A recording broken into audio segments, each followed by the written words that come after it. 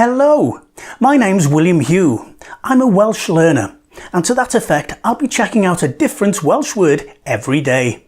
Feel free to join me.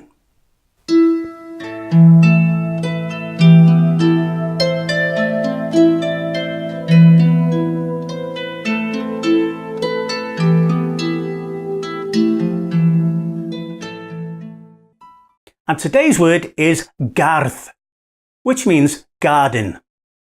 Gardd, as in yr ardd, in the garden. Gardd, garden.